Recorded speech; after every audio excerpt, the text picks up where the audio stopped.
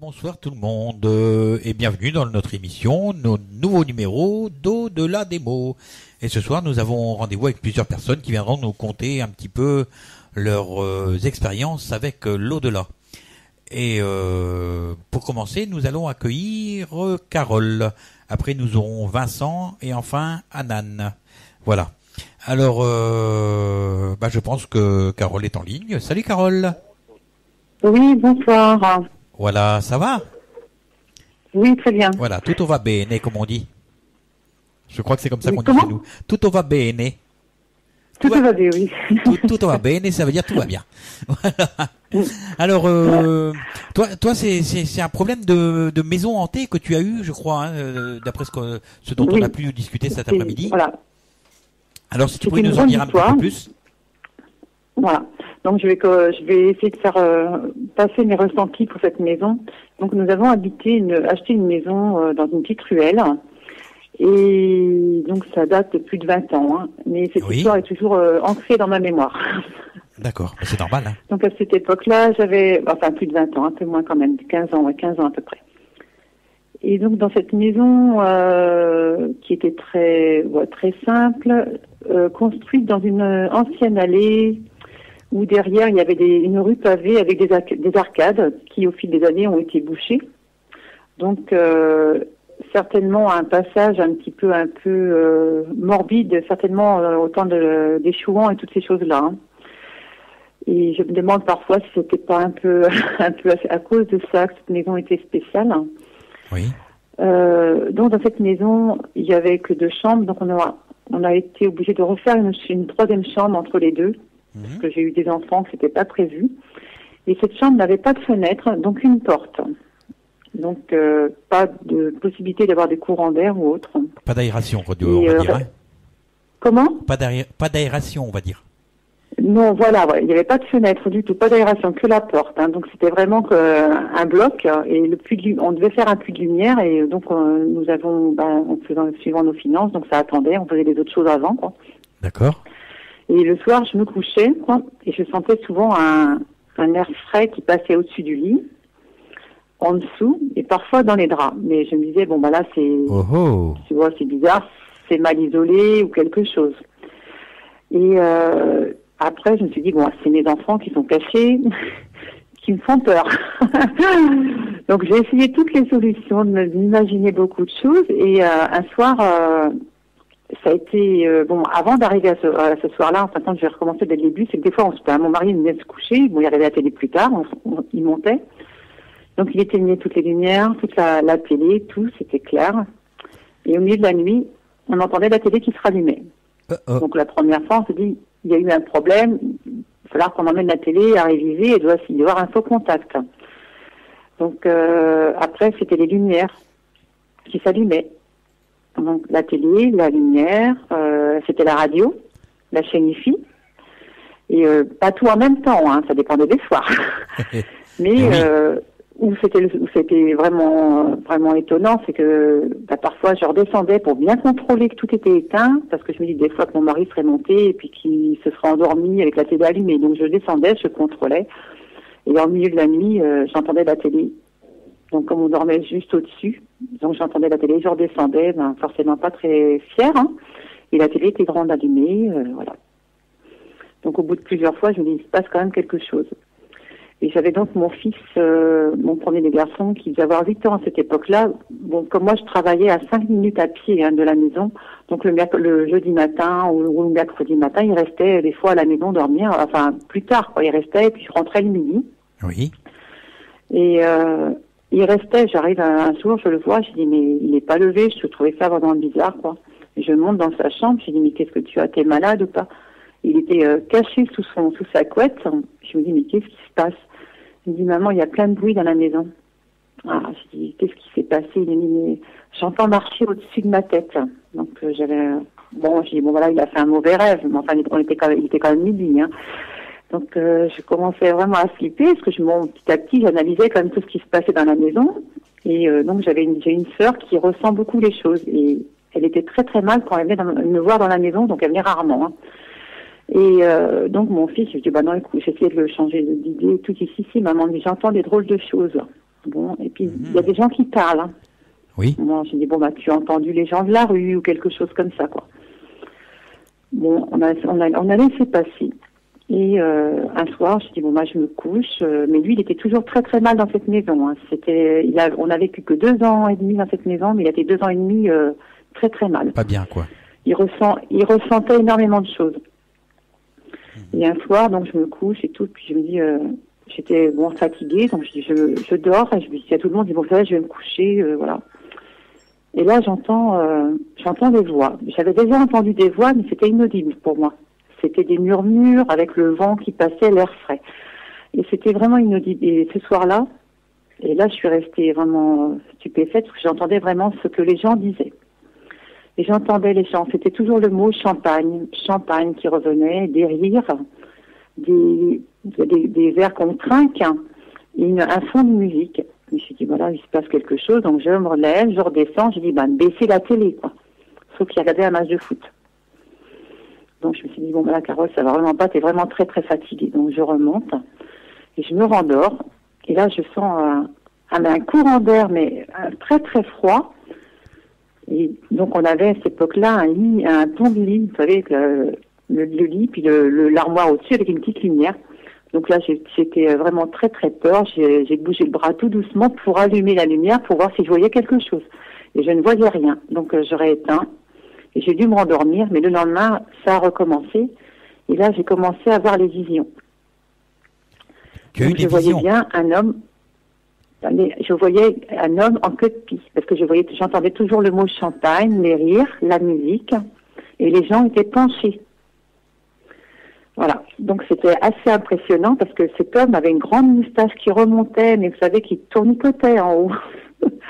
Et les robes des femmes étaient en tissu moiré, robes longues, avec des coiffures qu'on ne voit plus, quoi, des coiffures très... C'est la belle époque, non? C'est des personnes... Oui, voilà, c'était plus du côté de la belle époque, voilà. 1910, c'est vraiment des tenues qu'on ne voit plus maintenant, quoi. Bah oui, c'est clair. Et c'était toujours ce mot champagne qui ressortait, champagne, champagne, et j'entendais des verres trinquer. J'avais des flashs, Je voyais cet homme qui était penché, avec sa tenue en queue de pie, sa chemise blanche, et son verre, et il souriait, et il trinquait avec une femme qui avait une robe moirée, un peu couleur beige, chamarrée, quoi. Et je les voyais, avec elle avait des cheveux blonds, avec plein de petites boucles. C'était vraiment, il semblait beau. Et dans une fête, c'était une fête. Et ça me chamboulait parce que je sentais, comme si je sentais leur présence au bout de mon lit. Donc vraiment très très peur. Hein. Donc forcément, je fermais les yeux, je tenais le drap, je me cachais sous ma couette. C'était vraiment j'avais vraiment très peur. Normal. Et ça a continué pendant des semaines. Pendant des semaines, j'ai eu, plus les jours passaient, les visions arrivaient, plus je voyais plus distinctement les personnes. Et mieux j'entendais les phrases. Et un soir, le téléphone a sonné. Et là, j'ai vraiment eu très peur parce que le téléphone a sonné et je réveille mon mari, c'est le téléphone qui sonne. Lui, il n'entendait pas, mais je suis descendue et j'ai pris le téléphone. Et au bout du téléphone, j'entendais une voix qui me disait « Au secours, on se noie ». Oh là là là là. Ouais. Mais je n'entends pas. Hein. Ah non, mais alors là, je me noie, je me noie, on se noie, je me noie. Oui. Viens vite nous aider. Mais au début, je croyais que c'était ma grand-mère. Je pensais que c'était ma grand-mère qui m'appelait. Pourquoi? Elle est morte noyée? Non, justement, je comprenais pas, quoi. Je dis, mais j'avais l'impression d'entendre la voix de ma grand-mère. Et je comprenais pas pourquoi, quoi. Je me suis trouvé ça vraiment bizarre. Et puis comme j'appelais, je parlais au téléphone, donc mon mari est descendu. Il me dit, mais qui tu parles? Et je lui dis, écoute, on me dit qu'il y a quelqu'un qui se noie. Mais on me dit de les aider, mais je peux pas les aider, je sais pas qui c'est. Je lui dis, mais je croyais que c'était Mémé, mais c'est pas Mémé. Et il me dit, non, il me dit, t'as dû rêver, quoi. Et on raccroche. On retourne se coucher. Et pas moyen de se rendormir. Hein. Donc on s'est levé, on a attendu que ça se lève. Et puis le matin, écoutez, on est parti travailler. Et le soir, le lendemain soir, on arrive. Donc j'avais avec toute ma petite famille. Puis ma fille nous dit, il pleut dans la maison. Je dis, bon, arrête tes bêtises. Bon, c'était l'aîné, quoi. On s'était bien énervé le long de la route parce que ça avait chamaillé dans la voiture. J'ai dit, écoute, arrête tes bêtises et tout. on ouvre la porte, une avalanche d'eau qui dévalait les escaliers. Oula. Ouais, mais je vous dis, c'était impressionnant, parce que la maison, on était en train de la rénover quand même. Hein. Donc, l'eau qui dévalait les escaliers, c'est pas possible, quoi. Mon mari rentre, alors on avait de l'eau, mais à peu près jusqu'au mollet. Oh, on va se noyer. On va se noyer. On comprenait rien de ce qui se passait. Et du coup, je me dis, mais on se noie. Voilà, la phrase m'est revenue en mémoire. Et je comprenais vraiment pas. Mais le pire, c'est que mon mari il a coupé les disjoncteur. On n'a pas été électrocuté. On n'a rien eu, quoi. Donc le soir, qu'est-ce qu'on fait? On voit toutes ces taux qui arrivent, qui dévalaient, la tapisserie qui tombait et tout. Puis là, du coup, on part dormir chez ma belle-mère, quoi. Puis le lendemain, ma belle-mère va venir nous aider parce que je crois qu'on va avoir beaucoup de travail. On arrive le lendemain, plus de traces d'eau. Il y avait des tapisseries qui étaient décollées, il n'y avait plus un centimètre d'eau dans la maison. Et ce jour-là, on avait rendez-vous avec l'artisan qui devait venir nous faire notre puits de lumière. Donc quand il est arrivé, qu'il a vu l'état de la maison, il m'a dit, mais qu'est-ce qui s'est passé? J'ai dit, écoutez, on ne sait pas. Il y a eu quelque chose un tuyau qui a cédé à l'étage, on ne sait pas ce qui s'est passé. Donc il dit, écoutez, les travaux, on va attendre, quoi, parce que là, maintenant, il n'était plus question de faire plus de lumière. Hein. Et donc, du coup, on a nettoyé, mais juste nettoyé, remis les plans de tapisserie sur le mur, parce qu'il n'y avait plus aucune trace d'eau. C'était affolant, quoi. Donc l'eau, elle s'était évaporée, passée chez les voisins, on ne sait pas, on n'a jamais su où était partie l'eau. Hein. Voilà. Et les problèmes ont recommencé. Carole? On s'est recouché.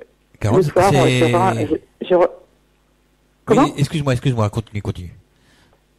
Et donc le soir, je me recouchais, et puis je réentendais les voix, et je revoyais cet homme qui souriait, qui touchait sa moustache et tout, et qui était toujours de plus en plus penché. Voilà. Et ça a continué longtemps comme ça. Mon fils a été très mal dans cette maison. Il s'est énormément affaibli. Il en a perdu le sommeil. Et puis au bout de 2 ans et demi, du jour où on est arrivé, donc je me suis retrouvée enceinte 3 mois après, donc c'était vraiment pas prévu, grossesse sur stérilet, enfin la totale, quoi. C'était vraiment un truc de ouf. Et on a eu énormément de problèmes dans cette maison. Je vous dis des problèmes aussi bien relationnels que voiture, que au niveau monétaire, c'était vraiment une avalanche de soucis. Alors on s'est dit un jour, écoutez, on va revendre la maison parce que c'est plus possible, quoi. Et les bruits ont continué jusqu'à temps qu'on vende. Les lumières ont continué de s'allumer. Et puis un soir, je ne sais pas ce qui s'est passé. Tout a coupé, l'électricité, plus rien du tout. Mais il n'y avait que notre maison. Hein. Ah bah oui, hein. Donc on s'est dit, là, il y a un truc qui va pas, quoi. Et on a mis cette maison en vente.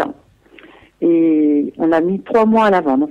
Donc on était super contents. Ah, tu m'étonnes. 3 mois, on est parti en location.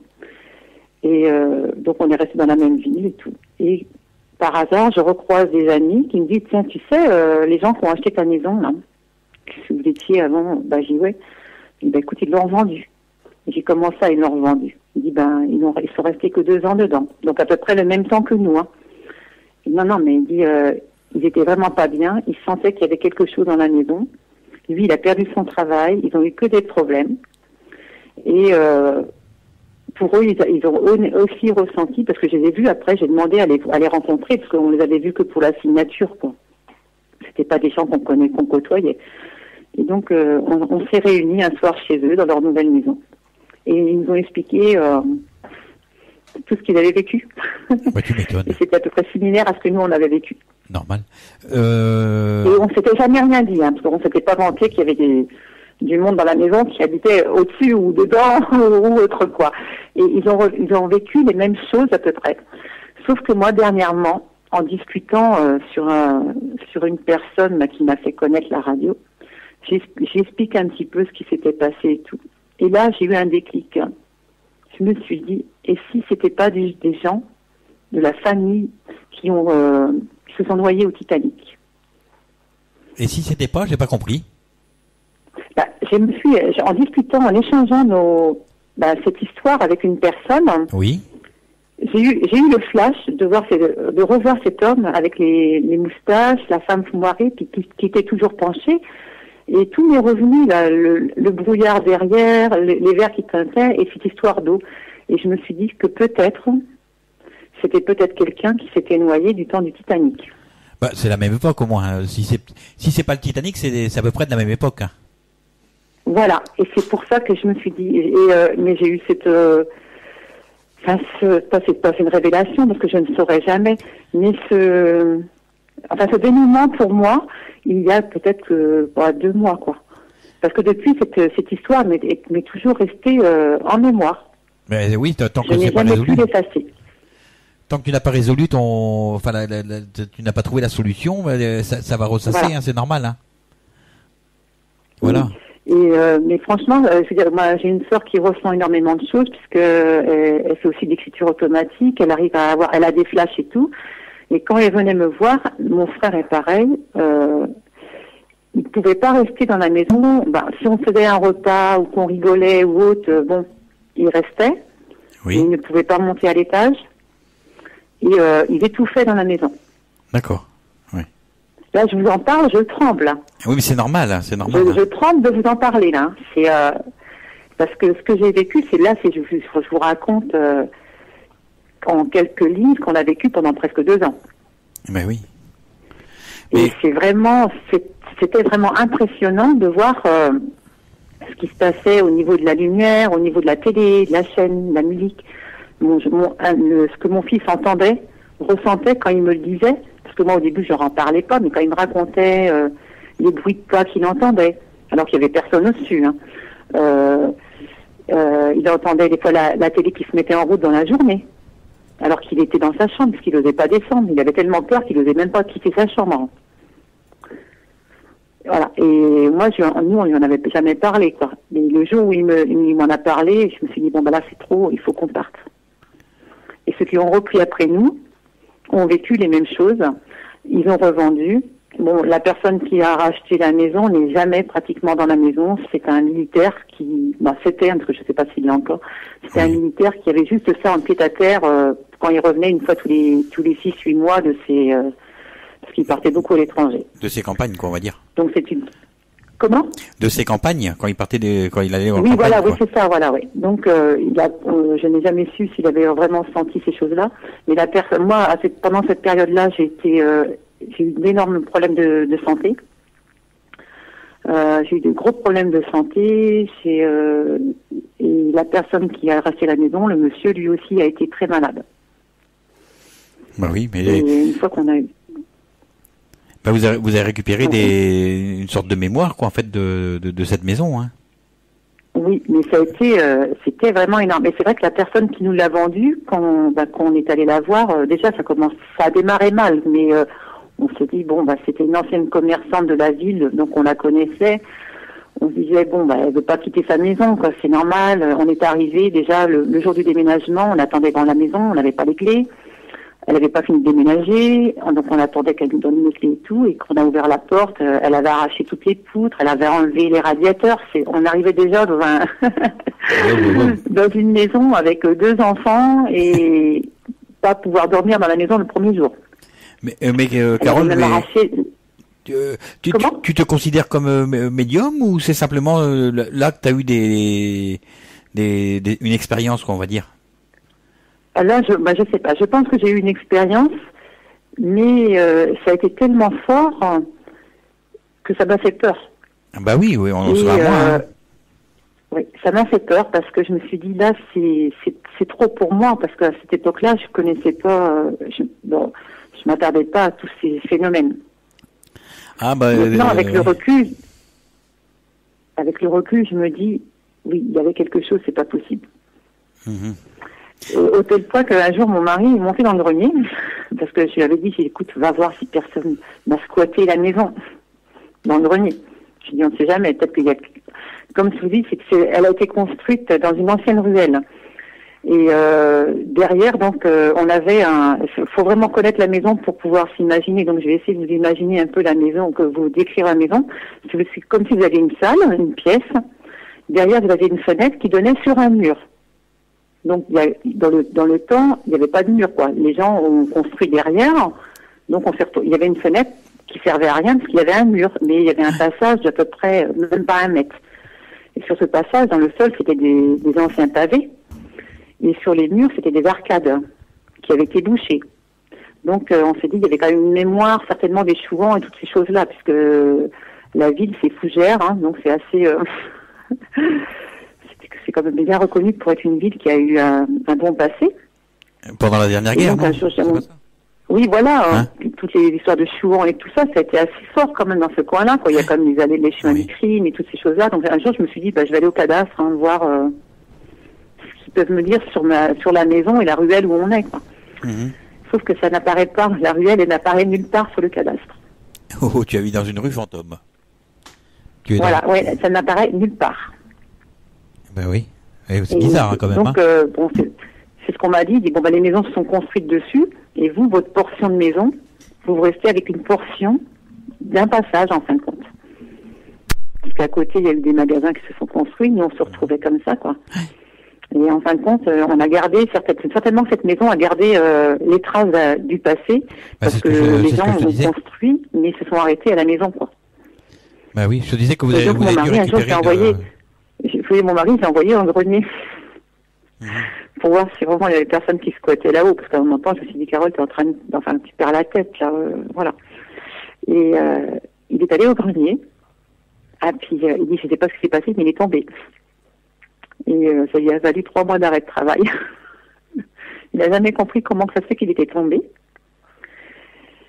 Il a senti quelque chose.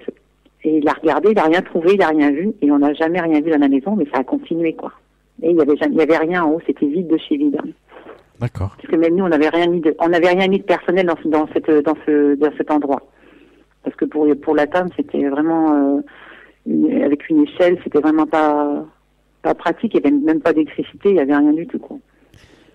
Voilà. Et aucune entrée, rien, pas moyen de rentrer, même pas un Velux, rien du tout, puisque la seule fois quand l'artisan est venu pour essayer de nous voir pour le puits de lumière, il m'a dit ça va être compliqué parce qu'il faut traverser le plafond et atteindre la toiture. Parce qu'il n'y avait même pas de Velux à la toiture pour pouvoir faire un puits de lumière, quoi. Mais donc voilà, je sais pas, je vous dis, c'était vraiment, ça a été impressionnant, fort, et en analysant, ça a été une période de notre vie qui nous a quand même pas abîmé, mais fait du mal, quoi. Vous avez eu mal, quoi, quelque part. Comment ? Vous avez eu mal quelque part. Oui, voilà, ouais, oui. Et à avoir parfois peur de rentrer dans la maison. Mais c'est logique en fait hein, d'avoir peur. Puis la peur est humaine. Hein. Voilà. Oui. Maintenant, depuis que tu as quitté cette maison, est-ce que les phénomènes se sont reproduits ou est-ce que tu as eu des perceptions depuis ou etc. quoi. Oui, voilà. Ouais. C'est-à-dire que donc, une fois que j'ai eu cette maison, qu'on est parti, on a racheté, on a revendu. On a eu du mal à se poser dans la maison. Arrivé à un moment, il fallait qu'on bouge. Et moi, c'est peut-être un de mes défauts.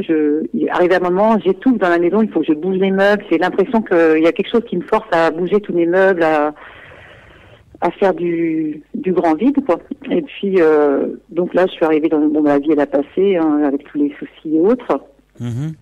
Et dans la maison où je suis actuellement, il m'est arrivé aussi 2-3 petites choses, mais là je les prends plus sereinement parce que maintenant je me suis un peu plus ouverte à ce monde en fin de compte. Donc je me dis ils sont pas tous mauvais, ils sont pas tous méchants. Là c'était peut-être un appel à l'aide, j'ai pas su répondre parce que je connaissais pas. T'as pas dû comprendre tout simplement, hein.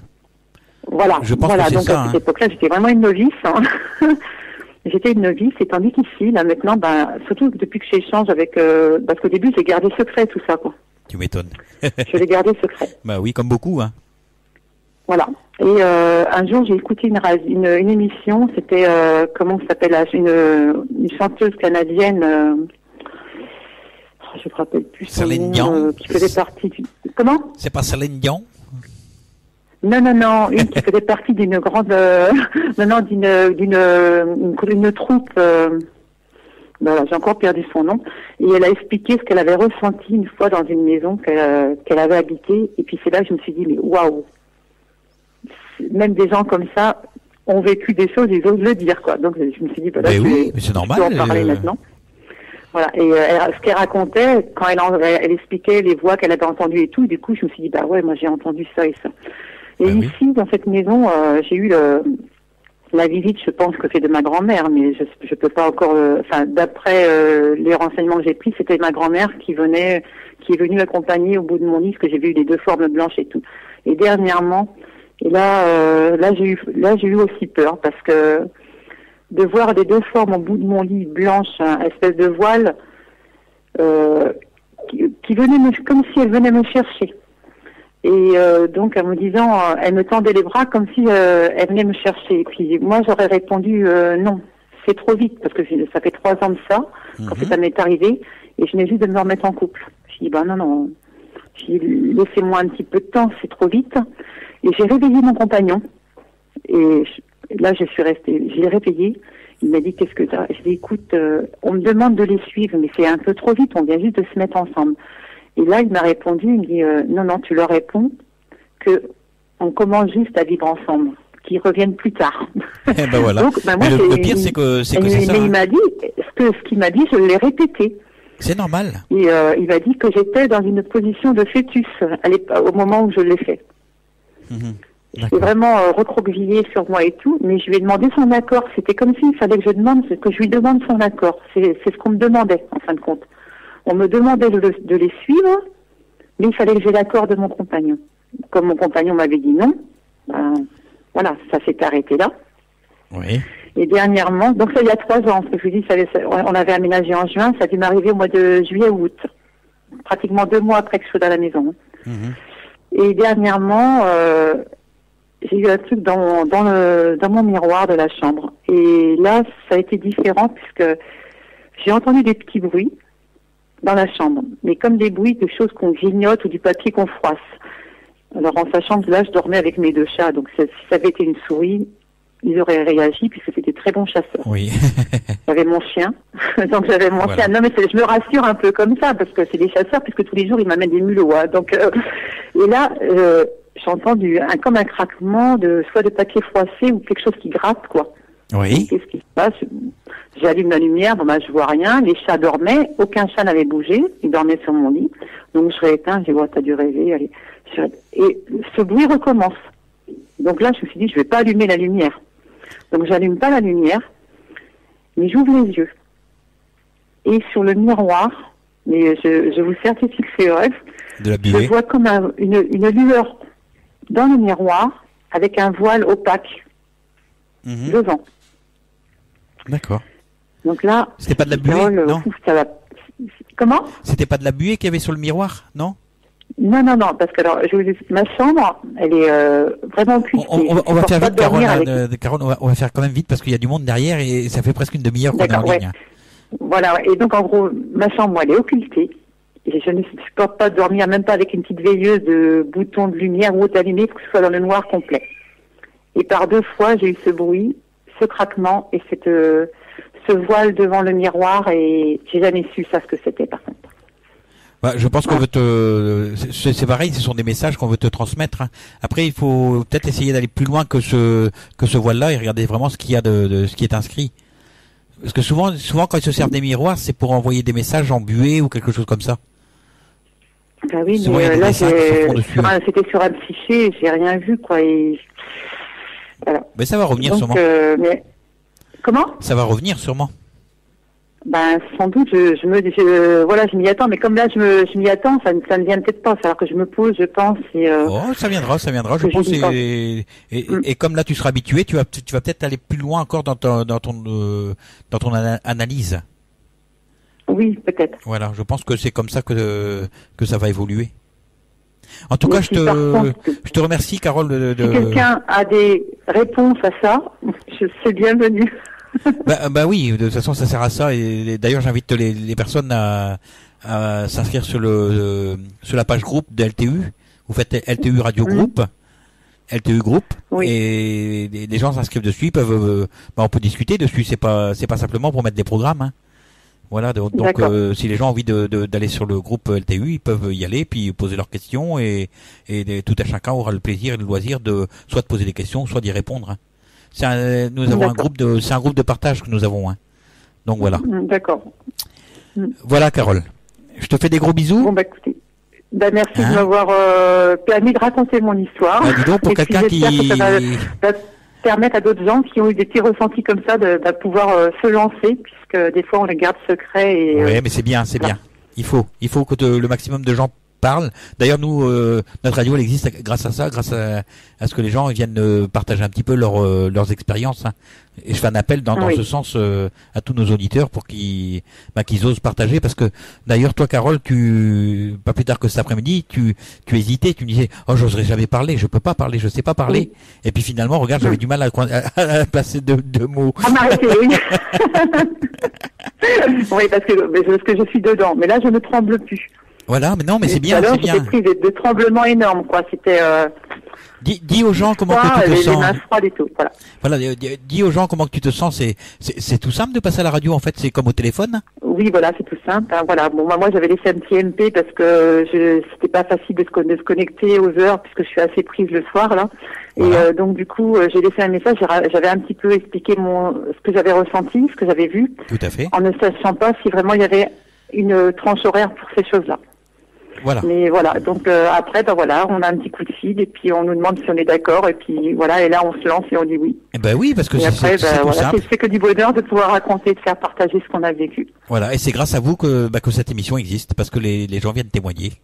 Donc si vous avez des témoignages à faire, vous vous rendez sur la page groupe d'LTU et vous les inscrivez, ou alors vous m'envoyez un MP et vous expliquez un petit peu votre vécu et on en discute au téléphone. Je vous rappelle, il n'y a pas de souci. C'est tout simple. Voilà. Je te fais des gros bisous, Carole. Bonne soirée, et puis continuez, c'est très très très intéressant et c'est superbe. Voilà. Et on va accueillir Vincent de suite après la chanson. J'ai choisi David Hallyday. Tu ne m'as pas laissé le temps. Voilà. D'accord. Bisous, Carole. Merci beaucoup. À bientôt. Au revoir. Alors, avant de passer la chanson, nous avons 2 messages. Un de Patricia. Salut Patricia. D'ailleurs, Patricia est la sœur de Vincent. Alors, bonsoir Jeff, bonsoir à tous. Prête à vous écouter, ainsi que mon grand petit frère, Vincent Trini. Bisous. Après, nous avons Corinne. Ah, tu vas devenir Seine-et-Marnais. Alors, voilà, on dit Seine-et-Marnais. Je le suis depuis ma naissance. Bienvenue dans notre beau département et 2 petits cœurs. Voilà. Eh oui, pour le mois de septembre, normalement, si tout va bien, même peut-être avant, hein, tout dépend si je trouve une maison là-bas. Je serai du côté de Fontainebleau. Voilà. Alors, donc je vous laisse avec David Hallyday, pardon. Tu ne m'as pas laissé le temps, et de suite après, nous retrouverons Vincent. À tout de suite. Voilà, c'était David Hallyday avec Tu ne m'as pas laissé le temps.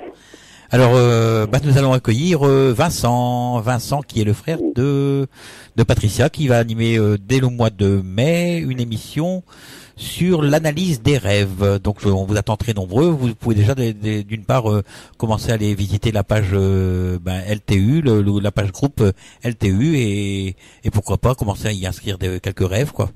Voilà. Donc, on donne rendez-vous déjà à Patricia pour début mai, et de suite nous accueillons Vincent qui va nous parler du monde qu'il a créé quand il était tout petit.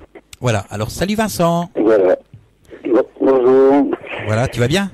Avant de commencer l'explication, juste un petit clin d'œil par rapport à mon passage. Je sais qu'il y a ma sœur Patricia qui écoute. Et il y a aussi ma sœur Sylvie, ça que je t'ai déjà parlé. Oui. Et qui est en train d'écouter apparemment, puisque le dernier message qu'elle a laissé à ma mère, c'est tu m'as pas laissé le temps. Ah bah dis donc. On lui envoie des gros bisous. Voilà. Donc pour raconter une partie de mon histoire, ça a commencé réellement à l'âge de mes 8 ans. Donc j'ai pas eu une enfance heureuse, donc je pense que c'est par rapport à un effet peut-être de survivance. J'ai créé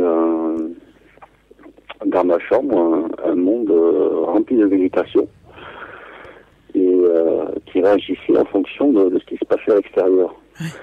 Et donc j'avais des arbres qui étaient immenses, des lianes, des fleurs, et et j'avais les trois saisons mélangées. Et donc tout ce que j'ai rentré dans ma chambre prenait vie, que ce soit des peluches, un Pinocchio ou n'importe quoi. Et comme j'étais quelqu'un d'assez curieux, et que je suis toujours d'ailleurs, j'ai fait venir mes soeurs dans la chambre sans leur dire quoi que ce soit, sans leur expliquer. Et je leur ai demandé de regarder, de voir si pour elles il y avait quelque chose qui était étrange. Et donc elles se sont aperçues qu'en fait les peluches que j'avais dans la chambre se mettaient à bouger la tête, ou souriaient, ou faisaient des clins d'œil. Oui. Et bizarrement, elles n'ont pas eu peur. Loin de là. Et puis là, j'adorais être dans cette pièce-là. En fait, la chambre par elle-même, elle fait 12 mètres carrés, mais quand on rentrait et qu'on voyait cette végétation, c'était sans fin, quoi. Il n'y avait pas de limite. Et sur la même année, en fait, on a hébergé des cousins que je connaissais pas à cette époque-là, qui étaient, on peut dire, à l'inverse de moi. Donc, et là, quand je rentrais dans ma chambre, je voyais toutes les fleurs qui étaient une beauté époustouflante qui se fermaient. Donc, je comprenais pas. Et les arbres, toutes les feuilles des arbres, les arbres qui se mettaient à pencher dans tous les sens, comme s'il y avait un vent violent, alors que c'était une chambre, quoi. Oui. Et je comprenais pas. Donc,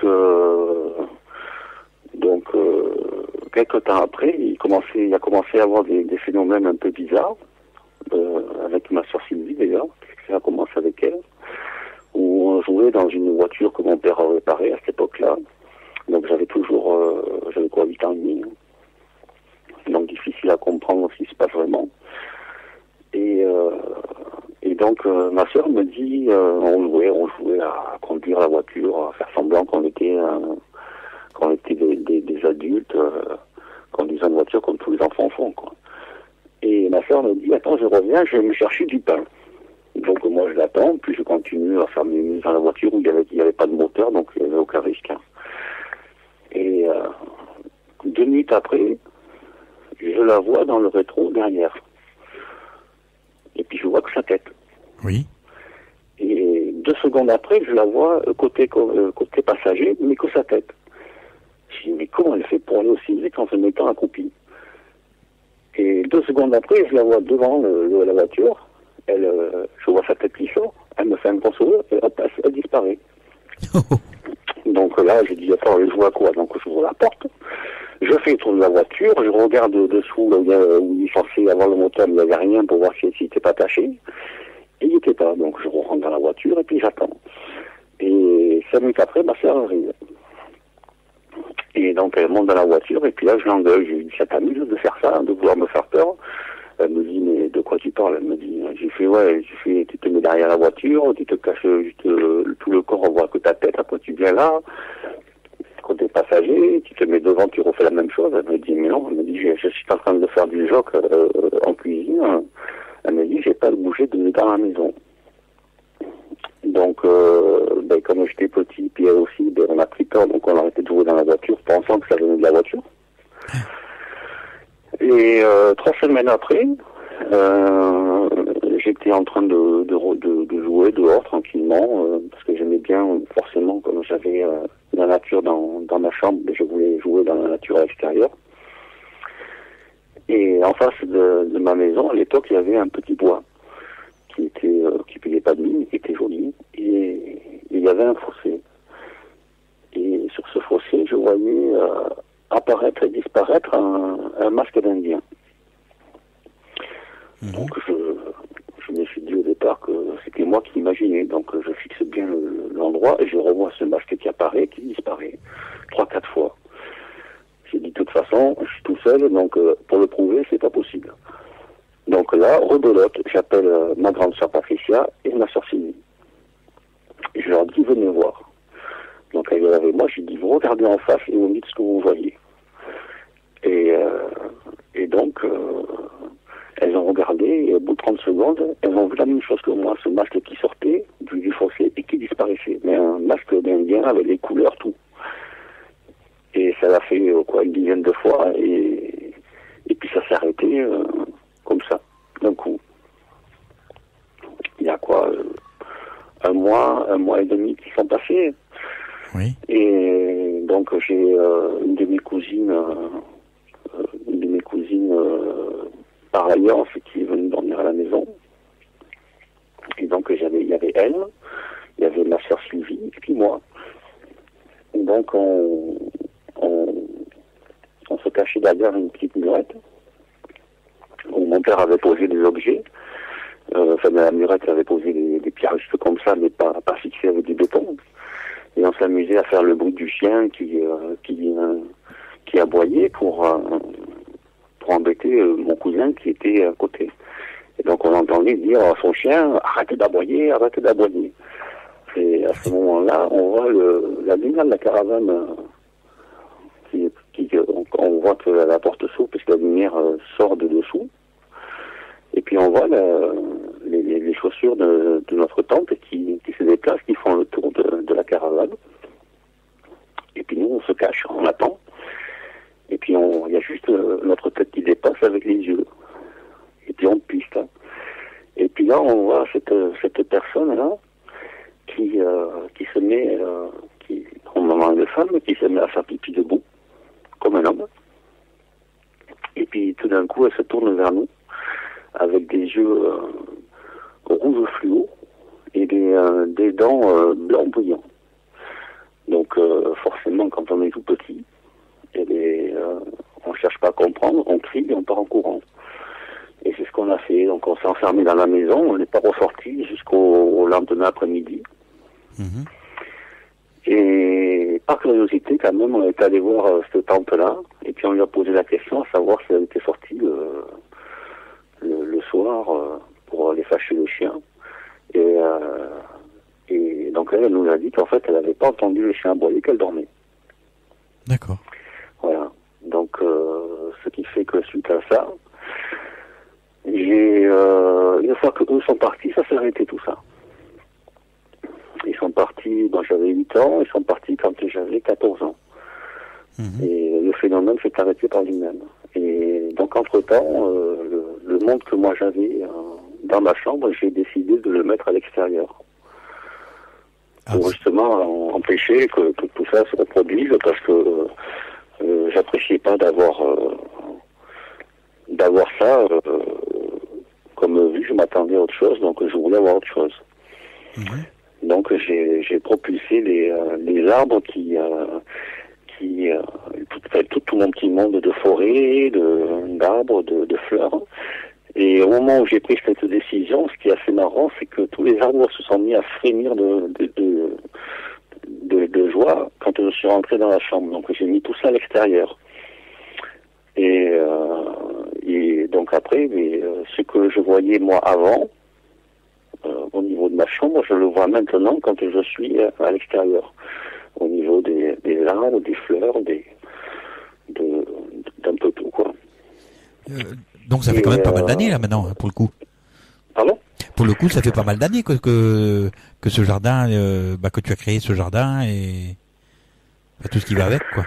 Disons que comment t'expliquer, ce que moi je voyais dans ma chambre, c'était des grands arbres, c'était des fougères, c'était un peu comme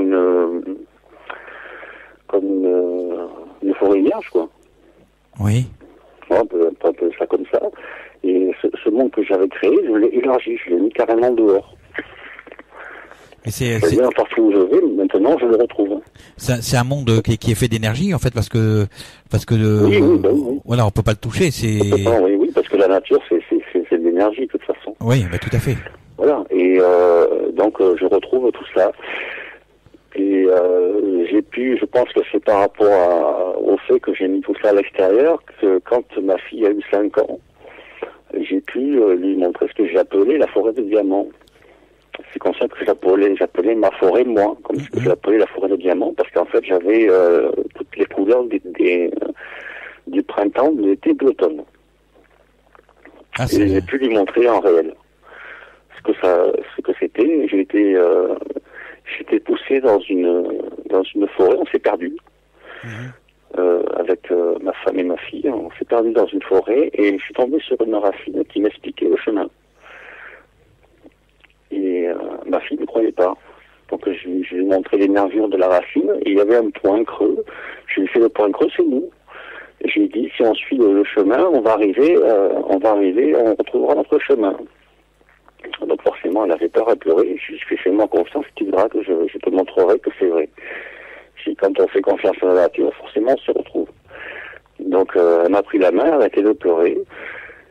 On a marché pendant 500 mètres et on s'est retrouvé devant exactement la même forêt que moi j'avais dans ma chambre. En fait, on avait sur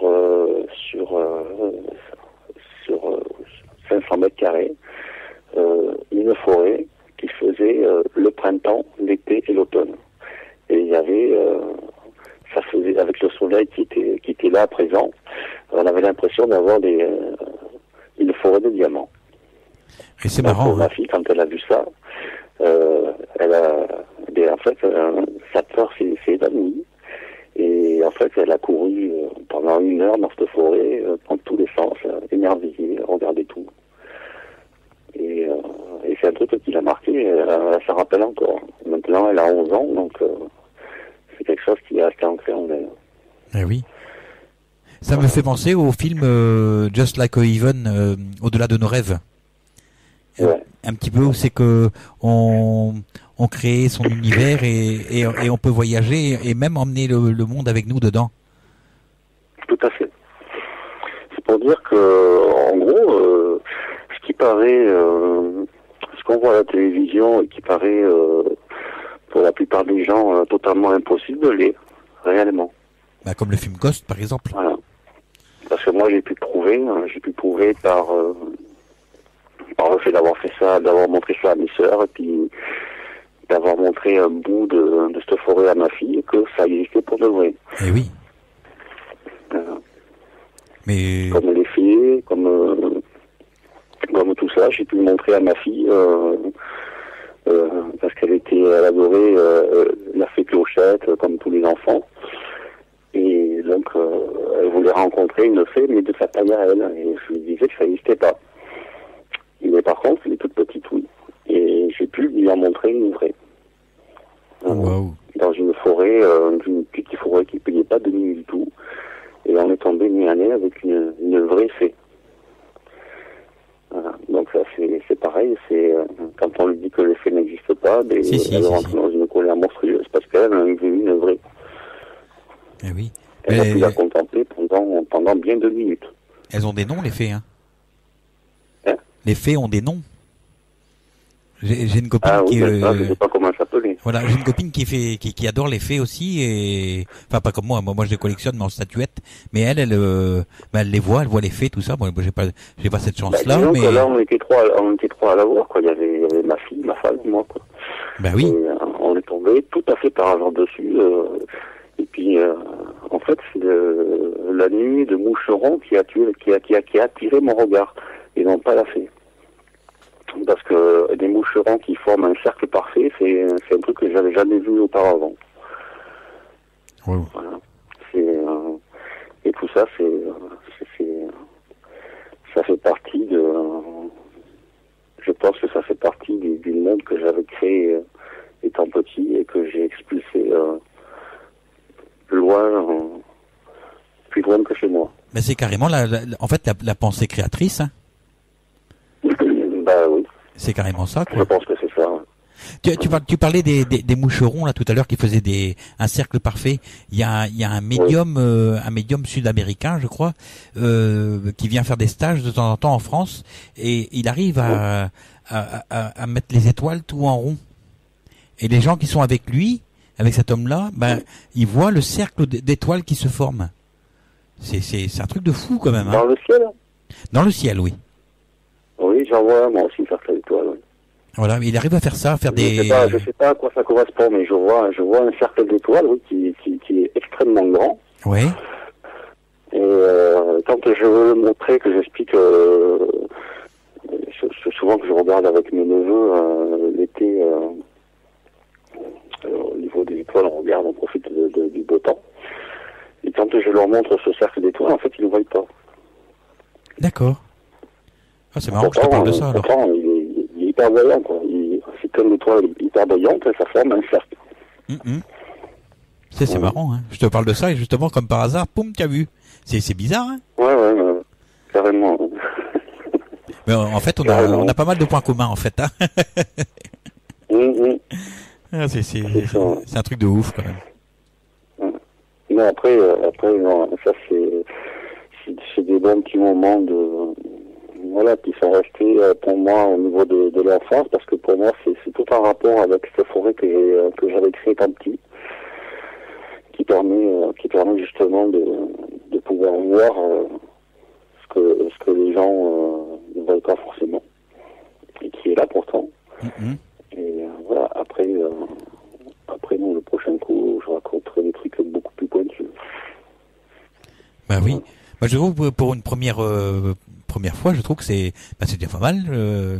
Et puis bravo, parce que c'est rare que les hommes viennent témoigner. C'est surtout les filles qui viennent, et ça fait vachement plaisir d'avoir un mec quoi qui vient raconter. Disons que moi je suis un homme qui a grandi autour de 3 sœurs. Mais oui, mais tu sais que voilà, je suis un homme qui a grandi autour de 3 sœurs aussi, hein. Ben voilà, comme quoi le monde est petit. Donc forcément, mais moi je cache pas ce que je suis. Je l'ai eu caché étant gamin jusqu'à l'âge de 20 ans, on va dire. Et puis après j'ai dit, merde, maintenant on me prend comme je suis, on me prend pas. C'est clair. Et c'est normal, voilà. Hein. Et maintenant que je règle n'importe où, même si je suis devant le président, ce sera la même chose. Mais oui. Je resterai comme je suis. Je ne me cacherai pas pour autant. Et alors, qu'est-ce qu'elle pense de votre sœur de ton passage ce soir à l'émission? Elle t'a dit quelque chose? Non, elle m'a dit qu'elle serait à l'écoute. Ouais. Voilà, qu'elle serait à l'écoute. Et puis après, elle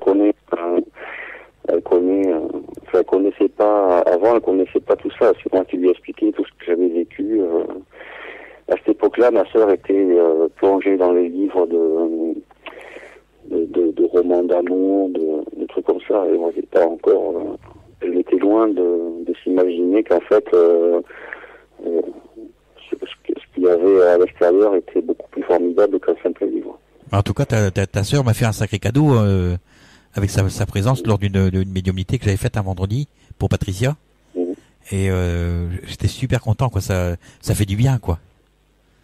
J'aime bien quand on peut donner des choses à la personne qui en demande, qui appelle, quoi. C'est juste génial, quoi.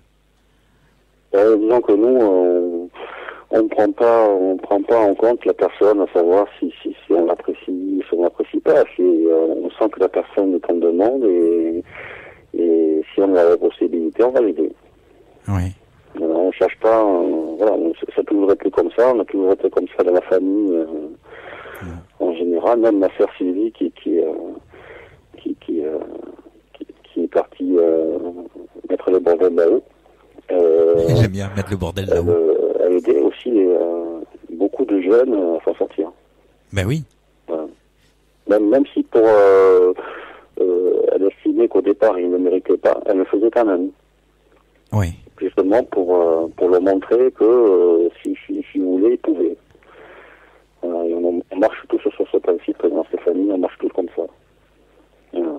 Après, il ne faut pas que les personnes s'amusent à tourner en rond, comme on a discuté tout à l'heure. Oui, c'est clair. Il faut que le travail aille dans les deux sens. Tout à fait. Voilà, qu'il y ait au moins une rencontre, si on peut dire, parce que c'est pas une seule personne de faire le travail, c'est aux deux. Voilà. Aide-toi, le ciel t'aidera, comme on dit. Tout à fait. Ouais. Ça, c'est clair. Voilà, Vincent. On va se quitter pour ce soir. Après, j'ai repensé juste à la personne qui était passée avant moi. Oui. Par rapport à l'histoire du voile. Oui. Le miroir. En fait, le miroir ne sert pas qu'à se regarder, il sert aussi à regarder de l'autre côté. Plus loin que soi. Oui. Donc, le fait de voir un voile expliquait peut-être d'arrêter de se voiler la vue et d'aller chercher plus loin. Voilà. Ben, c'est ce que je lui ai dit. Je lui ai dit d'aller regarder derrière le voile. Non, oui. Voilà, quoi. Donc il faudrait peut-être retirer, ouvrir le rideau et oser aller regarder ce qu'il y a après. Oui. Mais ça va c'est avec le temps. Je pense que c'est à force de voir et puis que elle aura de moins en moins peur et puis elle ira de plus en plus loin. Ah, mais moi, de toute façon, j'ai toujours été un enfant curieux, donc quand je voyais quelque chose qui me semblait bizarre ou hors du commun, il fallait absolument que j'aille voir ce que c'était. Voilà. Oui. Et je me suis jamais posé de questions à savoir si c'était bien, si c'était pas bien. Voilà. Après, j'avoue que quand on regarde certains dessins animés qui sont transformés un peu en style science-fiction, on se rapproche un peu de la vérité. Mais oui. Et dis donc, ça te dirait de venir une fois, une émission complète, parler pendant une petite heure de toutes tes expériences, tout ça? Alors, si tu veux. Eh ben pourquoi pas. On va prendre rendez-vous et puis voilà, et on va partager un petit peu tout ton vécu et puis je sais qu'il y en a une qui va être vachement contente. C'est Patricia. Voilà. Ouais. Ben, ça ne me dérange pas. Eh ben c'est super. Les gens à prendre confiance en eux et puis à avancer, pourquoi pas. D'accord. Voilà Vincent, je vais te laisser pour ce soir parce que j'ai encore 2 personnes à recevoir. Ouais, bah oui. Hein, en tout cas, je te remercie du fond du cœur d'être passé. Oui. Parce que c'est vraiment sympa. Et partage, hein, donc il n'y a pas besoin de remercier. Voilà, mais c'est rare de la part des hommes quand même de venir, quoi, quand même. Il faut le dire. Et comme ça, on est 2. Voilà, on est 2, oui. Bon, on appelle les autres hommes aussi à venir, quoi, parce que. Avis au prochain maintenant. Voilà. On accueillera le prochain sans problème. Et avec bonheur et joie, comme on dit. Voilà, je te souhaite une bonne fin de soirée. J'en profite pour embrasser Patricia. D'ailleurs, elle nous a laissé 2 messages là que je vais m'empresser de lire. Alors, elle dit comme ça: très heureuse du passage de mon frère, heureuse qu'il partage ses expériences d'enfant avec vous. Nous avons tellement d'expériences à vous raconter. Alors après, nous avons un message d'Adja. Merci à tous. Et oui, petite sœur, c'était pas simple cette maison. Un peu trop de monde dedans. Belle soirée à toute l'équipe. Ça, c'est pour Carole tout à l'heure. Voilà. Et nous avons Tata Chantal. Bonsoir Jeff et bonsoir à tous. Merci pour ce grand partage. Bisous. Et nous avons après Apange. Bravo Carole. Je n'ai pas pu écouter Rentrer trop tard, mais sachant de quoi tu parles, je sais que tout est vrai pour avoir ressenti un mal-être dans cette maison. Bisous, ma grande sœur. Après, il y a Patricia qui remet un autre message. Bonsoir Jeff, bonsoir à tous. Prête à vous écouter, ainsi que mon grand petit frère, Vincent, Trini. Bisous, voilà. Voilà. Ah oui, il y a Corinne. En fait, elle m'appelle mon grand petit frère parce que elle estime qu'au niveau spiritualité, si on peut le dire comme ça. Il n'y a pas d'âge, quoi. En fait, on peut être plus. Au niveau ce que je suis, elle estime que je suis plus grand qu'elle. Alors que tu es plus jeune. Et que au niveau de naissance, je suis né après elle. Voilà. C'est pour ça qu'elle m'appelle son grand petit frère. T'es peut-être une plus vieille âme, tout simplement, hein. Voilà. Sinon, nous avons Corinne. Tu vas devenir Seine-et-Marnais. Alors, je suis depuis ma naissance. Bienvenue dans notre beau département. Ah oui, mais ça, je l'ai lu tout à l'heure. Voilà. Je te laisse, Vincent. On va passer une petite chanson. Passez une bonne soirée. Puis après, faut savoir dire les choses par rapport aux auditeurs. Il leur faut du temps, certes. Mais un lieu de partage comme celui-là, avant, il n'y en avait pas. Donc, si après les gens ne veulent pas le perdre, il faut savoir passer au-dessus de ses peurs. Mais oui, mais on a besoin des gens. Quand on passe au-dessus de ses peurs, c'est là où on grandit, justement. Voilà. Je crois que le message passe. Donc, c'est une réflexion à avoir. J'envoie juste un petit message pour ceux qui ont une angoisse de parler. Voilà. Mais c'est comme parler au téléphone, le fait de passer à la radio, et ça nous permet de continuer cette émission, l'émission de partage, quoi, tout ça. Disons que l'avantage de cette émission, c'est que personne n'est jugé. Ah ça c'est clair. C'est pas comme à la télévision. Donc après, tout le monde est libre de raconter leur histoire et personne ne jugera pour autant. Mais c'est vrai, c'est totalement ça en fait. Hein. Voilà. Il n'y a pas de vérité, c'est chacun sa vérité, et puis on partage sa vérité tout simplement. Voilà Vincent. Je te remercie en tout cas pour tes beaux mots parce que c'est important. Voilà. À bientôt.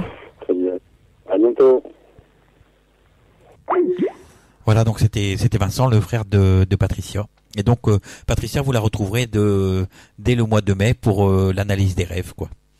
Donc je vous invite déjà à vous inscrire sur la page groupe de LTU Radio et vous pouvez déjà, si vous avez des questions à poser, n'hésitez pas, vous pouvez y aller. Hein, si vous êtes à même de rapporter des réponses, n'hésitez pas non plus. C'est un groupe de partage tout simplement. Hein, chacun est libre d'y mettre un petit peu son grain de sel et ses idées. Voilà, parce que justement, vous ne serez pas jugé.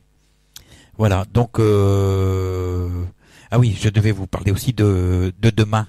Donc demain, dans le cadre de l'émission Au-delà des mots, j'aurai le plaisir d'accueillir Gabriel Beaulieu.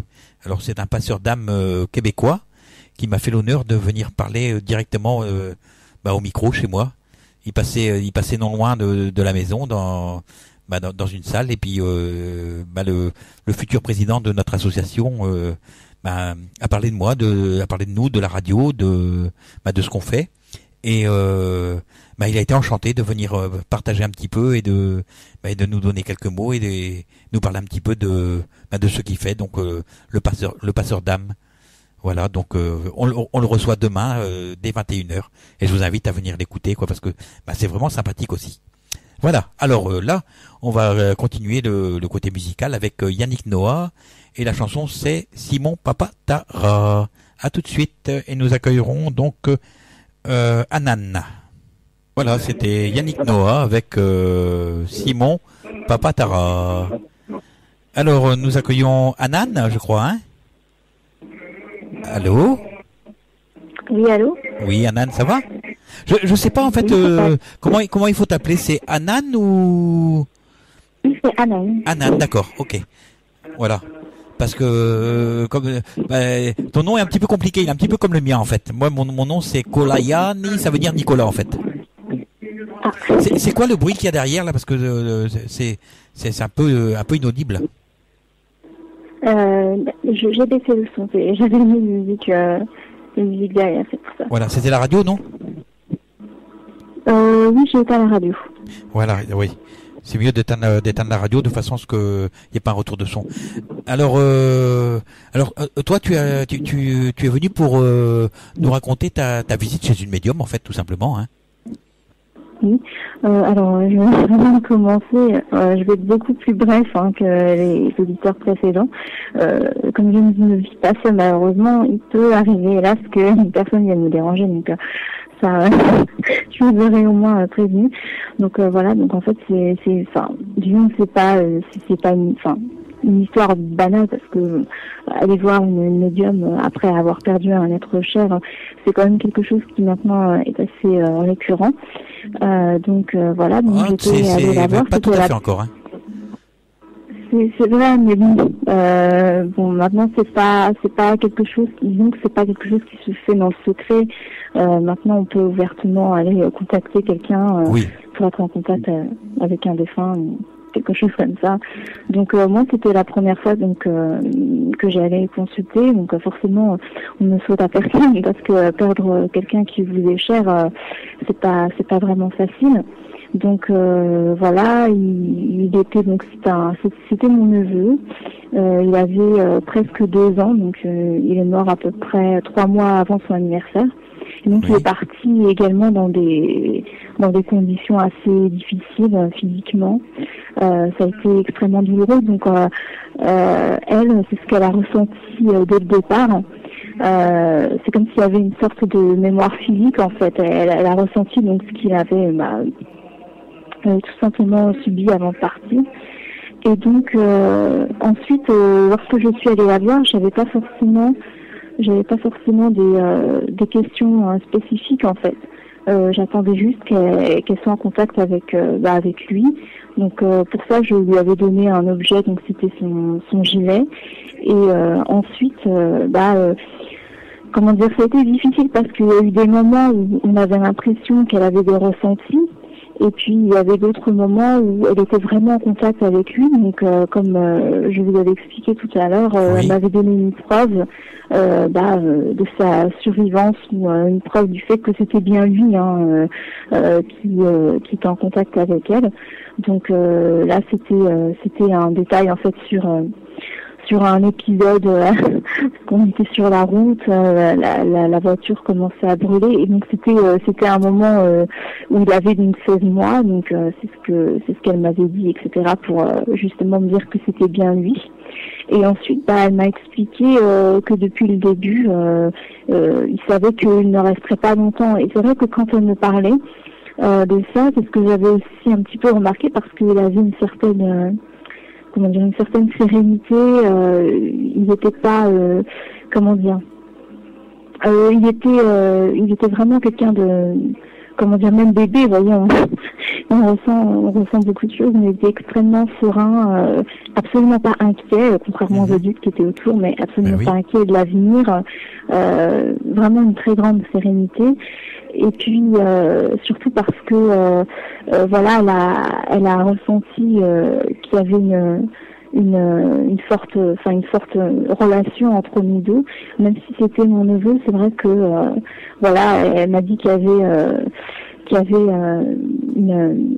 une relation presque de mère à fils, parce que oui, je le considérais comme mon fils, etc. Et c'est à ce moment-là que j'ai compris que parfois dans la vie on peut forcément être attaché à une personne, et cette personne-là c'est pas forcément un membre de notre famille, c'est pas forcément directement notre fils, mais on y est fortement attaché. Et c'est vrai que moi je percevais un petit peu, vous voyez, comme un guide, et c'est vrai que elle a également même ressenti que c'était une vieille âme, alors que c'est quand même, on a l'image de lui comme l'image d'un bébé, donc c'est assez on reconsidère en fait on reconsidère différemment une personne. C'est clair. Oui, c'est vrai. C'est vrai, parce que dans la vie physique, tout ça, on s'attache à lui, on le voit comme un bébé. Finalement, c'est nous qui le guidons dans son éducation, dans son évolution. Et c'est lorsque la personne part que finalement, vous voyez, c'est comme si finalement on se disait que la personne habitait ce corps-là, mais que derrière c'est une âme qui est peut-être plus évoluée que nous. Je pense que s'il est parti, c'est que il a défini entre guillemets sa mission, et que il a une évolution qui est peut-être plus grande, en tout cas que la mienne, et que je pense que c'est vraiment commun à tous les gens qui vont aller voir un médium. C'est souvent on leur dit que la personne est venue. Alors c'est vrai qu'on l'accepte pas, parce que forcément quand on pense même, je sais pas, à Jésus-Christ, on se dit non, il s'est sacrifié pour tout le monde, c'est pas juste, je ne le méritais pas, etc. Et c'est vrai que souvent ce sont des âmes pour ça qui partent assez jeunes, qui sont venus ici pour résoudre en fait des problèmes, que ce soit des problèmes familiaux, etc. Et donc lui, il a été là en fait pour une mission précise. Peut-être pas pour régler un problème, mais en tout cas le mettre en lumière, et en tout cas m'aider en tout cas à évoluer. Et puis surtout il y a eu un moment où j'ai aussi compris, vous voyez, quand on est face à une médium, on comprend aussi que les incidents de parcours, que tout ce qu'il y a autour d'une personne, que tout ça c'est choisi, et que de toute manière ça devait arriver. Souvent j'entends dire oui, mais de toute manière c'était pas son heure, ou il devait pas partir maintenant, etc. Et je pense que là ça m'a permis justement de reconsidérer cette question, et de me dire peut-être que, vous voyez, on s'était déjà vu avant quelque part, comme deux petites âmes, et que on s'était mis d'accord pour faire cette expérience-là, et que vous voyez, toute la colère et la frustration qu'on peut avoir parce qu'on se dit qu'il est parti, finalement, peut-être que on l'a choisi, qu'on s'était mis d'accord avant, que donc il n'y a pas forcément de frustration, qu'il n'y a pas forcément de tristesse à avoir puisque c'est un choix.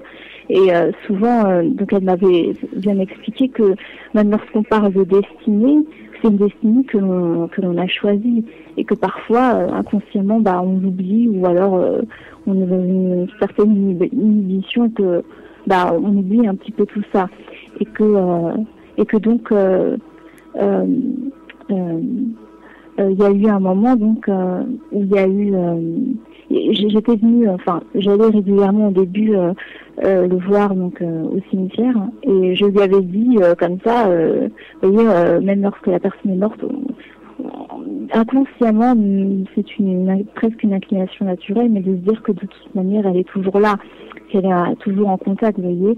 Et donc, moi, je lui avais dit, je t'en supplie, ne m'oublie pas, etc. Et c'est vrai que c'est comme s'il m'avait entendu parce que ensuite, il m'a dit, mais tu sais, je me souviens quand tu faisais ça, quand tu faisais ceci. Et c'est vrai que c'est des choses que j'avais complètement oubliées parce que vous oubliez tout ça, vous êtes tellement... je sais pas pourquoi, mais il y a forcément parfois une mémoire qui se perd juste après la perte d'un être cher. Et je sais qu'au début, j'avais même des rêves où je faisais des rêves où j'étais en contact avec lui. Alors je ne sais pas si c'était vraiment lui, mais c'est vrai que on sentait qu'il y avait quelqu'un derrière, que c'était pas seulement une image mentale, et que ça m'a permis de redécouvrir ce que l'on faisait ensemble, ce que j'avais oublié, etc. Et donc, il y a eu beaucoup d'explications donc à propos de ça. Et il y a eu aussi un moment, un flash. C'est un flash en fait qui m'a... je sais pas si c'est... Apparemment, elle m'a dit que c'était lui qui lui avait mis cette photo au milieu, entre guillemets, sous le nez. Et en fait, c'était une photo de moi plus tard... peut-être, alors là, il n'y a pas de... Je peux pas me situer drôlement dans le temps, mais peut-être dans 10 ou 15 ans, je ne sais pas. Et c'était une photo, en fait, où j'étais avec mon époux et que, en fait, mes parents sont d'origine musulmane et que vraisemblablement, ce serait une personne d'une religion ou quelqu'un vraiment de très différent, de très radical en fait. Oui. Et ça m'a un petit peu surprise parce que quand on a 22 ans, on se projette pas c'était un peu surtout quand on se dit non, peut-être que ça m'arrivera jamais, des choses comme ça. Après je peux pas non plus donner trop de sens, mais en fait on voit bien que parfois ce qu'elle m'a dit, forcément je ne m'y attache pas, donc parce que il faut aussi savoir que, ça c'est peut-être ma propre croyance, mais je pense que le destin c'est pas quelque chose qui est forcé, même si on a fait avant de s'incarner sur Terre, même si on a fait le choix de suivre un certain cheminement, que c'est pas quelque chose qui vous force, et le destin ne va pas vous courir après parce que vous l'ignorez, parce que vous ne voulez pas réaliser, concrétiser certaines choses. Je pense simplement que la vie, elle continue et que si vous ne voulez pas aller jusqu'au bout de votre mission, c'est pas grave, elle choisira une autre vie qui acceptera de la faire, tout simplement. Il y a aucune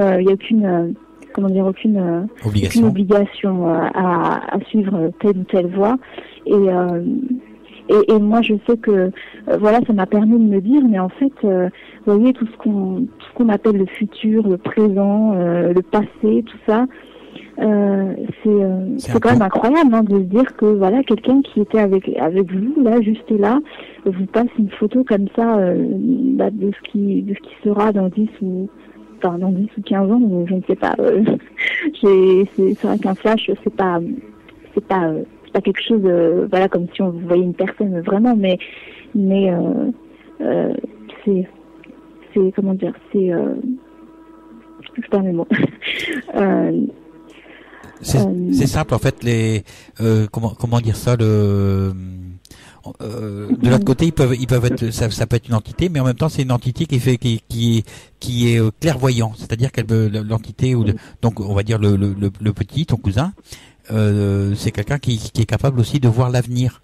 Et donc il a transmis ton avenir à travers une photo à la médium, en fait, tout simplement. Oui, oui, c'est ça. C'est ce que tu voulais dire, je pense. Exactement ça. Mais en plus de ça, elle ne s'y attendait absolument pas, puisque lorsque c'est arrivé, elle m'a coupé le cou, elle ne s'y attendait, parce que c'est vrai que dans ces moments-là, elle n'est plus connectée à l'interlocuteur, mais elle est vraiment face à ce qui lui est adressé. C'est vrai que quand on sait ça, quand on sait que il a vu une photo qui allait, il lui a donné l'image d'une photo, c'est assez troublant, parce qu'ensuite on se dit, voyez, on parle souvent de libre arbitre, moi je fais ce que je veux, ou on a l'impression que on est au centre du monde, et que finalement le monde par rapport à l'homme est tout petit, mais en fait c'est complètement, c'est le contraire en fait, on se sent tout petit face au monde, face à l'univers. Vous voyez, il y a des gens, par exemple, moi je savais que parfois on a l'impression que ce sont des personnes, que la personne qui a provoqué votre mort, ou la personne qui vous a fait du mal et vous a blessé, ça vous a mené à la mort. Enfin, on a l'impression que c'est eux qui ont décidé, c'est eux qui ont fait le choix. Donc souvent la personne qui meurt après ça, elle est un petit peu considérée comme une victime. Et quand on rentre en contact avec la personne qui est décédée, on se rend compte que quelque part on essaie justement d'avoir certaines reconsidérations en se disant qu'est-ce que la personne a à me dire, comment est-ce qu'elle a vécu comment est-ce qu'elle a vécu les choses, et puis surtout pourquoi est-ce qu'elle est venue, et puis est-ce que c'était son choix, c'est vrai que c'est pas très facile à accepter, de dire qu'une personne a choisi de rester sur Terre 2 ou 3 ans. Il y a un moment, effectivement, il faut accepter ça. Donc, oui, mais souvent on va dire les âmes qui choisissent de s'incorporer, de s'incarner pour une courte période, ce sont souvent des âmes très élevées. Hein. Elles viennent simplement là pour une mission bien spécifique. Oui, mais en plus, ce que vous me dites effectivement est vrai, parce que surtout quand on y repense, peut-être essayer d'élargir le cas, mais moi, dans mon cas personnel, c'est vrai on avait cette impression qu'il était un peu l'étranger, en fait, qu'il était un peu étranger au milieu familial, parce que il n'était pas comme les autres. Alors c'est vrai que physiquement, il ressemblait pas, il ressemblait du tout pas à ses parents. Il était complètement différent. C'est vrai que c'est pas parce que je le répète, c'est pas parce que c'est mon neveu que c'est d'une manière tout à fait objective. J'avais vraiment l'impression, et juste lorsqu'il avait 1 an, je me suis mis à le regarder. Je me suis dit, mais c'est incroyable, il est tellement bon, il est tellement parfait, il est tellement magnifique, c'est impossible qu'il soit dans ce monde. Non, mais c'est vrai, c'est une réflexion que j'ai eue en voyant. Je me suis dit, mais c'est comme si c'était un ange, quoi. Mais c'est un ange. C'est un ange. C'est incroyable. Ben oui, c'est incroyable. C'est un guide, il devient un guide pour toi là maintenant. Hein. Oui, mais c'est sûr, et c'est ce que je lui ai dit. Je lui ai dit, écoutez, moi, vous savez, je suis absolument pas dans la religion, et vous savez, tous ces trucs qu'on appelle, Paul, qui a une révélation, et qui s'est mis à prêcher, et à vouloir convertir tout le monde, etc. Je me suis dit. Mais ça n'a rien à voir avec la religion non plus, Anan. Non, mais c'est vrai, mais dans un contexte comme celui-ci, on se dit, attends, on se fout un petit peu de nous. Mais là, vraiment, je lui ai dit, mais même si ça va être un petit peu, un peu gros peut-être pour les auditeurs, mais c'est comme si moi, j'avais reçu quelqu'un, vous voyez, quand je vois le berceau de Jésus-Christ, pour moi, je veux dire, c'est la même, Attends, je suis occupée. Merci. Donc pour moi, c'est un petit peu ça. Il m'a vraiment, à la fois révélé à moi-même, et il m'a, comment dire, je pense que peut-être dans les semaines, dans les mois, dans les années à venir, il y a vraiment un rapprochement spirituel. Il y a quelque chose qui est vraiment extrêmement fort. Donc le mot est mieux choisi. Je préfère le mot spirituel au mot religieux, parce que en fait ça n'a rien à voir, quoi. Les deux n'ont rien à voir. Hein.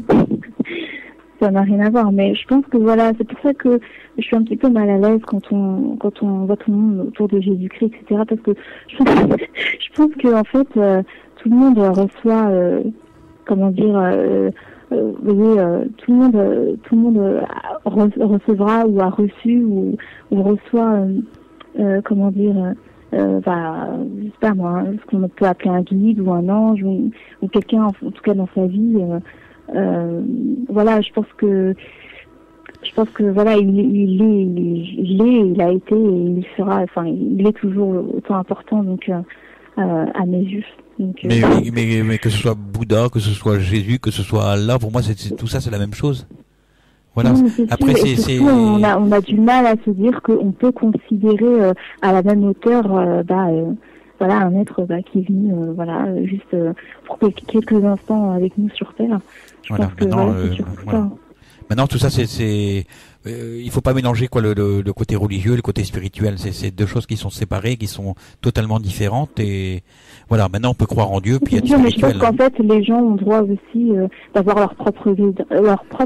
C'est ça que je voulais dire. Toi, tu as le tien. Voilà, parfois on essaye d'imposer, on se dit non, Jésus-Christ, ce sera ton guide, machin. Oh non, faut pas aller si loin que ça.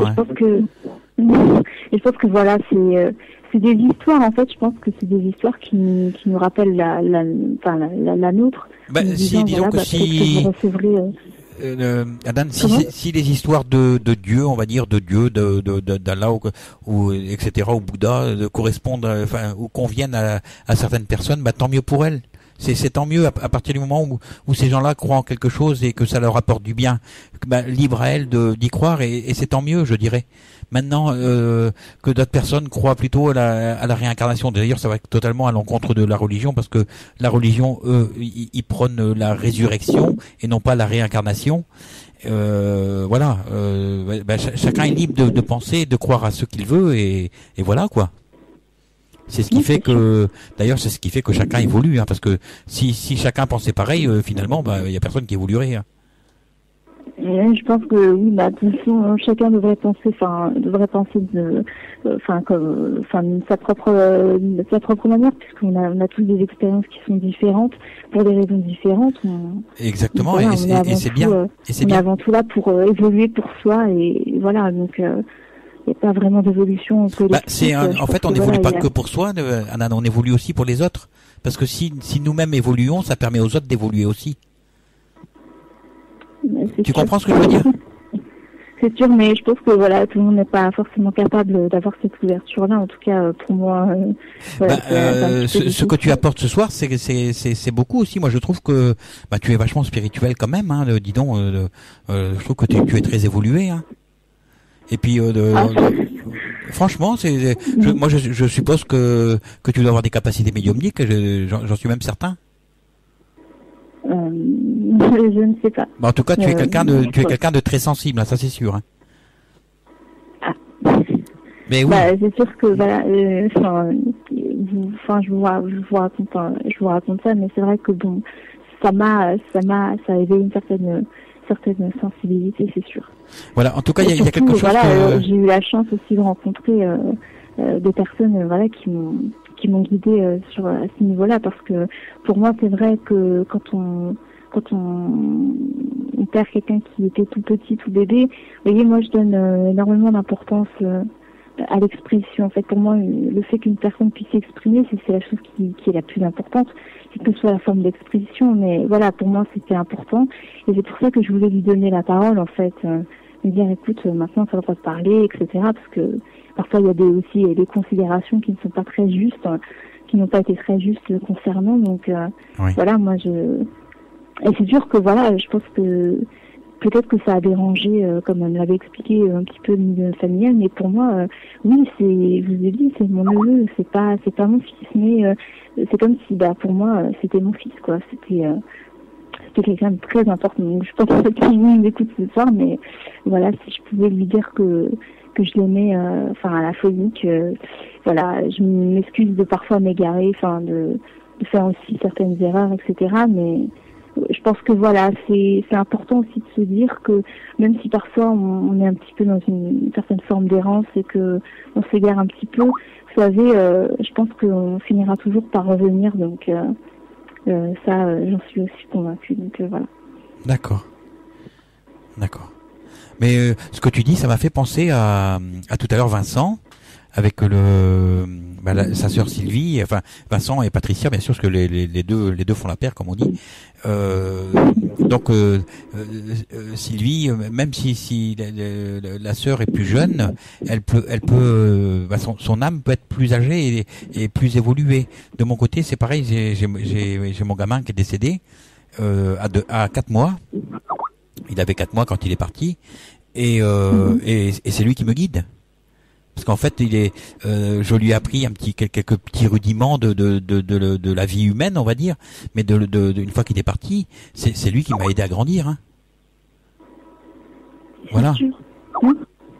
C'est sûr que voilà, nous on les a aidés peut-être plus sur le plan matériel, tout ça, et puis eux, et voilà, je veux dire, c'est aussi, ils nous ont apporté quelque chose de très spirituel en fait. Donc, voilà. En tout cas, je te remercie, Anan, d'avoir témoigné. C'est sympa aussi. Hein.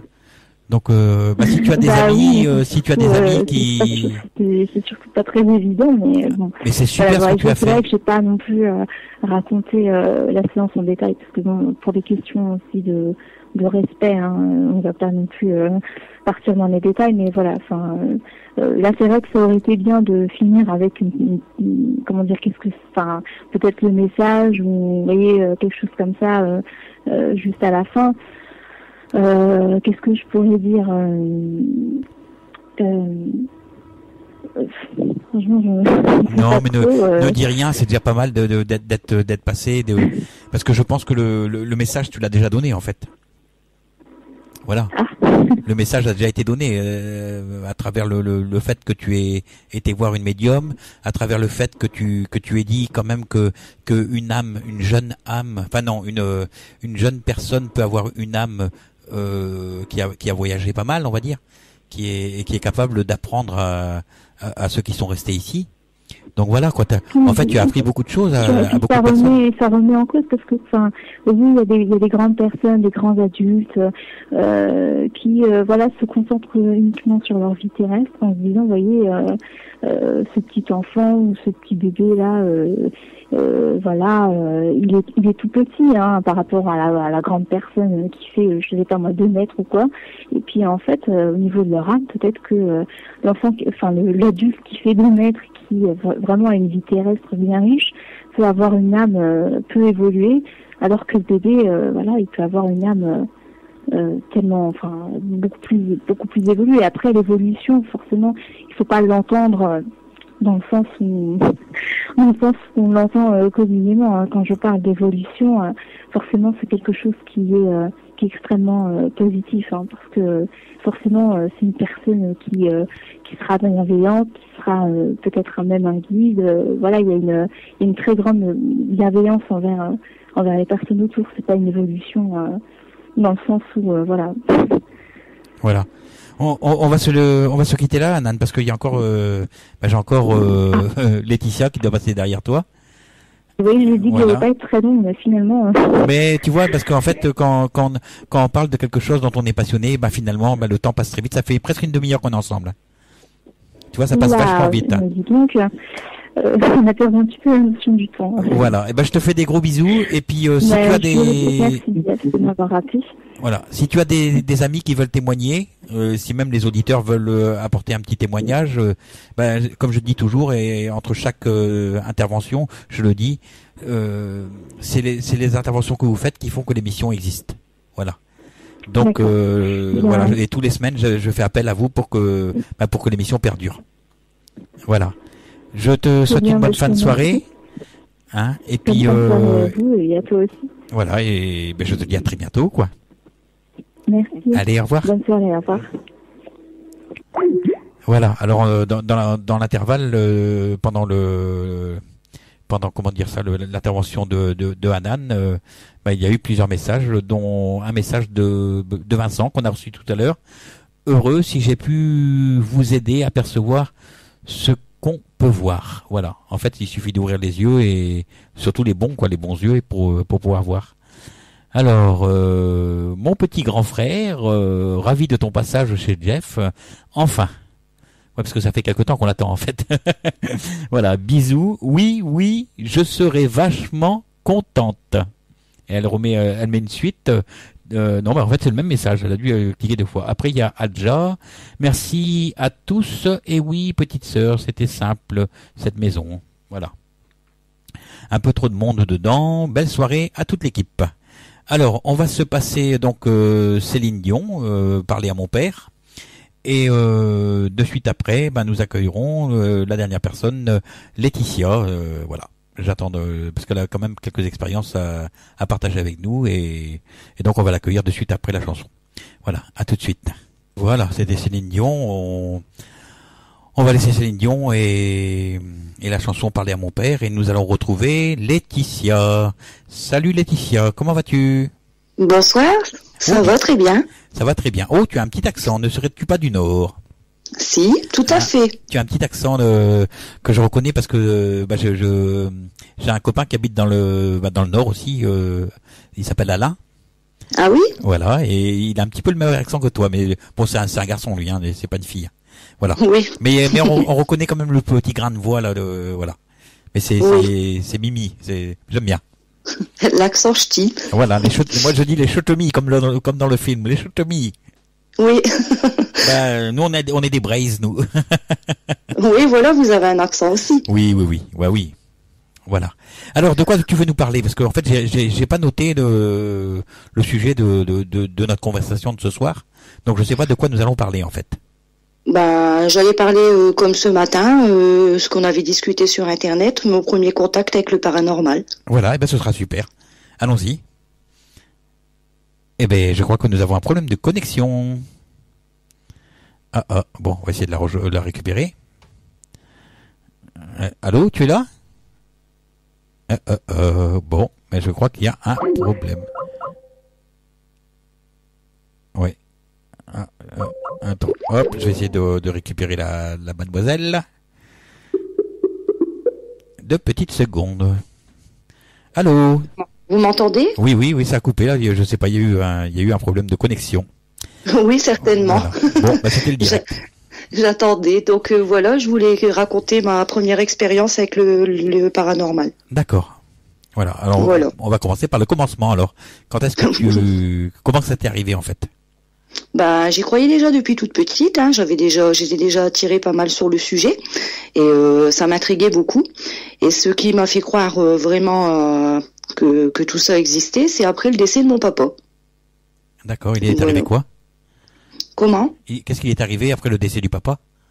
En fait, mon père est décédé d'un accident. Bon, je vais pas rentrer dans tous les détails, mais j'ai senti une main sur mon épaule.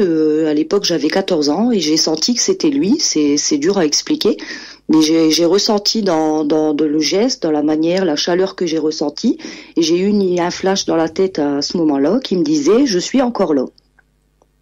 D'accord. Voilà, tout simplement. Et de là, il y a commencé à se passer vraiment plein de choses à la maison parce que j'ai décidé de faire un spiritisme du fait que j'étais attirée par ce contact, tout ça. J'ai décidé avec des amis de faire un spiritisme dans le garage. Alors qu'est-ce que tu appelles spiritisme? On s'était mis tous autour d'une table avec un Ouija et on a décidé d'invoquer les esprits comme aurait fait n'importe quel gamin, sauf que on a regretté. Bon. Comment? Sauf que c'est pas bon. Oui, voilà. Mais nous, à l'époque, on le savait pas. Moi, tout ce que je voulais, c'était communiquer avec mon papa. Je pensais jamais avoir des choses comme ça, des répercussions par la suite. On a fait ça innocemment, hein, mais bon, les gamins à l'âge-là, ils sont pas très sérieux. Et eux, ils les provoquaient. Voilà. En disant déjà des fantômes, c'est pas vrai, ça n'existe pas, tu te moques de nous. Et puis, ils se moquaient pas mal. Et la chose qui est arrivée au bout d'un moment, c'est qu'il y a un vis qui a traversé la pièce, le garage, pour atterrir au milieu de la cour. Donc il pensait que c'était moi qui l'avais jeté. Et finalement, il y a personne qui l'avait jeté. Et de là, il a commencé à se passer pas mal de choses chez mes parents. Oui. Des choses qui nous ont fait très peur. Et je vais pas non plus tous les expliquer parce qu'il y en avait énormément. Ça s'est étalé sur une durée de 6 mois. Mais déjà, j'ai une pendule dans la cuisine qui est tombée sans aucune raison et qui s'est brisée sur le sol. Bon, on s'est dit, bon, c'est rien du tout, c'est pas grave. Ensuite, on a voulu mettre la table, mais quand on a été dans le placard, on s'est rendu compte que les assiettes étaient toutes fissurées dans le placard. Donc, inexplicable. Comment ça s'est passé, on ne sait pas. Ensuite, il y avait des claquements. Ma mère, elle voyait des ombres. On entendait des voix. On ressentait régulièrement des présences, des courants d'air. Et quelque chose qui m'a fort marqué, c'est que mon père adorait une grosse horloge au milieu du salon. Vous savez, les horloges assez anciennes, en bois, qu'on remontait les carillons. Les comptoises, on appelle ça les comptoises, je crois. Oui, peut-être, je ne sais pas. Mais c'est une horloge à laquelle il tenait beaucoup. Donc, après son décès, on a décidé de plus la remonter parce qu'à chaque fois qu'on entendait Ave Maria et toutes les mélodies, ça nous rendait tristes. Donc, cette musique-là, on l'allumait plus. Et puis, une fois, j'étais toute seule à la maison, enfin, j'ai toute seule, ma mère était pas là, ma famille non plus. Il y avait juste des amis à moi qui étaient à l'étage. Et j'ai décidé de descendre toute seule chercher un verre d'eau. Et là, il s'est passé vraiment quelque chose qui m'a glacé le sang. C'est d'ailleurs à partir de ce moment-là qu'on a décidé de demander de l'aide. C'est qu'au moment où, en fait, je tenais les 2 verres d'eau, j'étais au lavabo. Et au moment de faire couler l'eau, j'ai voulu me retourner pour remonter à l'étage. J'ai senti quelqu'un m'attraper très très fort au niveau de la taille. J'ai été prise de panique. De toute façon, j'ai lâché les verres. Mais c'est pas facile à expliquer ce qui s'est passé à ce moment-là. C'est que je pouvais plus parler.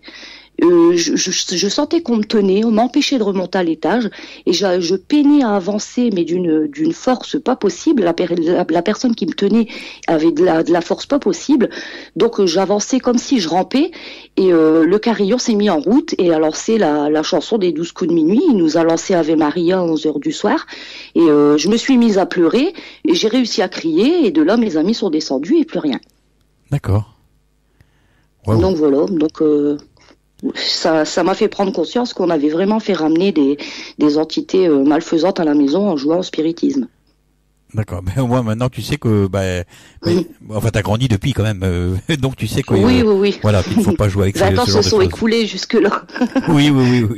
C'est parce qu'il y a tellement de sujets, c'est pas facile à en trouver un et je me suis dit tiens pourquoi pas commencer par le commencement. Bah oui. Voilà, ensuite on a fait purifier la maison, tout ça c'est passé, j'avais plus vraiment de contact et puis à vrai dire je pensais plus du tout à tout ça. Qui c'est qui a purifié la maison, c'est les parents?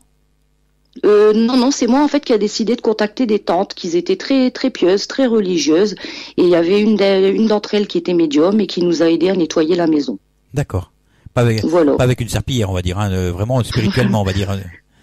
Façon de parler, mais en fait, elles ont fait un nettoyage énergétique à la maison. Elles ont enlevé les objets avec lesquels on a fait le spiritisme. Elles nous ont fait brûler parce qu'on a fait ça sur une table de ping-pong. Et pour elles étaient persuadées qu'il y avait des entités dans la table de ping-pong, écoutez. Mais moi, je sentais encore des présences dans la maison. Il y avait encore des choses qui se passaient. Mais moi, après, personnellement, ma mère, elle s'en plaignait, mais moi, je n'habitais plus là. Donc après, voilà, ma mère, après, elle mentait beaucoup. Elle voulait plus vivre tout seule, etc. Donc après, je la croyais pas forcément. Mais il y a eu quelque chose qui s'est passé au bout de 10 ans aussi qui a été... On s'est vraiment demandé ce qui s'est passé. C'est que la maison à ma mère, elle a pris feu. Voilà, sa maison a pris feu, on ne sait pas comment. Apparemment, il y aurait peut-être eu un dommage électrique, mais ma mère, elle est persuadée que elle était dans la maison, elle a vu son lit s'embraser comme ça d'un coup d'un seul. Elle ne sait pas ce qui s'est passé. Elle a juste eu le temps de courir à 4 pattes en passant par le hublot parce que elle a dit la fumée qui s'est passée, c'était pas croyable. Elle n'a pas compris ce qui s'était passé dans cette maison. Mais moi, je sais que je ressentais tout le temps cette présence, des regards. Il faisait tout le temps froid, on n'était pas à l'aise. Il y avait vraiment quelque chose dans cette maison qui n'était pas bien. D'accord. Mais j'imagine que maintenant, depuis, tu as eu plein d'autres manifestations. Oui. Est-ce que ton papa s'est manifesté d'autres manières par la suite? Oui. Si tu veux nous parler un petit peu de ça pas forcément quand je lui demande, en fait. Ça peut être une présence, ça peut être son odeur, ça peut être des rêves. Il m'est apparu en rêve plusieurs fois. D'accord. Et je pense que il se manifeste pas mal à travers mes rêves parce que je m'en souviens le lendemain de toute façon. Des fois, je vois mes enfants dans mes rêves. En fait, je vois mon père avec mes enfants. Donc, je pense que c'est sa manière de montrer qu'il est encore là. J'ai aussi une de mes filles, la petite dernière. Elle pleurait beaucoup pour aller au cimetière et elle me disait tout le temps Pépé Francis, il est beau. Je dis comment tu le sais? Je dis tu l'as jamais vu Pépé Francis? Elle me dit si, il vient me voir. Alors je dis comment ça Pépé Francis il vient te voir? Et elle me dit Pépé Francis vient me voir dans mes rêves. Je dis, ah bon, dans tes rêves? Alors elle dit, oui, il est gentil, il est venu me chercher à l'école. Et ce qui m'a frappé, c'est que j'avais fait justement ce rêve où il venait la chercher à l'école. Et elle a réclamé pendant une période, et elle pleurait, elle tapait des pieds pour aller au cimetière. Et comme là, elle l'a fait pas plus tard que la semaine dernière, parce que mon père était du 17 avril, elle a refait son caprice pour aller au cimetière sans savoir que c'était son anniversaire. Et je pense qu'en fait, il appelle. Ben, je pense qu'il y a quelque chose, il y a forcément un lien, et voilà, quoi. De toute façon, les anniversaires sont très importants, de l'autre côté aussi, hein. Oui. Et c'était l'anniversaire également de sa mère. Ils sont enterrés dans le même caveau. Sa mère est du 17, donc ma grand-mère. Et mon père, sa mère était du 9 et mon père du 17. Donc je pense que de toute façon, je rêve régulièrement aussi de ma grand-mère. J'ai un contact avec ma grand-mère. Et je suis passée par un médium il n'y a pas longtemps en consultation parce que je suis persuadée moi-même d'avoir quelque chose étant donné les rapports que j'ai avec le paranormal. Et il m'a confirmé ce médium parce que je suis arrivée, j'ai rien dit. J'ai fait un peu la coquine, je l'ai laissé me dire la consultation et il me regarde et il dit, vous comptez me dire quand que vous aviez un don? Alors je le regarde, j'avais jamais consulté un médium. Alors je dis, comment ça? Il dit, j'ai ressenti tout de suite que quelque chose se passait dans la pièce de pas normal. J'y avais été accompagnée d'une amie, donc j'avais laissé ce médium consulter mon amie en première et moi j'attendais, je restais passive et j'attendais que ce soit mon tour. Et il a ressenti effectivement qu'il y avait quelque chose et il m'a dit que je serais une passeuse d'âme. Et que je serais une très grande médium par la suite, que c'est juste, j'ai besoin d'un support et qu'il fallait pas que j'ai peur parce que mon père et ma grand-mère étaient mes guides. D'accord. Bon, bah c'est sympa. Ouais, voilà. Bon, l'évolution, elle se fait tout doucement, mais au début, il y avait pas mal de peur, de crainte par rapport à ce fameux spiritisme. Je me sentais pas assez protégée pour me lancer là-dedans. Laetitia, oui. Est-ce que ça te dirait de repasser dans l'émission pour nous raconter un petit peu d'autres choses? Parce que là, il va falloir qu'on se quitte parce qu'il est bientôt 23h. Oui, il n'y a pas de souci. Moi, je suis fatiguée aussi. Voilà. Donc, et je me lève très tôt demain. On va se quitter pour ce soir. Hein, oui, parce qu'il est tout simplement l'heure. Hein. Et est-ce que mercredi prochain, tu veux re-intervenir? Oui, et on parlera un petit peu plus longuement. Il y a une place pour moi. Il y a une place pour toi, il y a une place pour toutes les personnes qui veulent parler. Il n'y a pas de souci. D'accord. Voilà. Je vais te souhaiter une bonne soirée. Bah, toi aussi. Et puis, à la prochaine, alors. Merci. Et puis, le mercredi prochain, on se recontacte. Il n'y a pas de souci. D'accord. Une bonne soirée. Voilà. Au revoir. Au revoir. Au revoir, Laetitia. Voilà. On va se quitter pour ce soir. Parce que il est 23h, tout simplement. C'est l'heure de passer à l'émission suivante. Et je vais vous souhaiter une bonne et douce nuit. Faites de beaux rêves. Et je vous donne rendez-vous donc demain soir pour notre émission Au-delà des mots, dans laquelle j'aurai le plaisir d'accueillir Monsieur Gabriel Beaulieu, qui est un passeur d'âme. Voilà, et qui nous vient du Québec. Alors, il fait pas mal de choses, notamment des ateliers. Il est souvent en France. Il navigue entre la France et le Québec. Et puis, il présente des ateliers où il vous fait évoluer, quoi, tout simplement. Voilà, il partage son savoir. Voilà. Alors, je vous fais des gros bisous et non pas sans vous rappeler que si vous avez des témoignages à apporter, n'hésitez pas. C'est très simple. Vous m'envoyez un MP ou un SMS sur Facebook. Et je vous rappelle dans la foulée, on discute de ce dont vous avez envie de parler et après ça passe comme un coup de téléphone. C'est aussi simple que ça. Les personnes qui ont témoigné ce soir sont des personnes qui n'ont pas l'habitude et qui sont pour la plupart on va dire des grands timides. Moi, idem, je suis un très grand timide. Ça m'empêche pas de vous parler comme si vous étiez en face de moi en fait. Voilà. Alors voilà, c'est vous qui faites l'émission, tout simplement. Je vous souhaite une bonne nuit. Je vous remercie de votre écoute. Et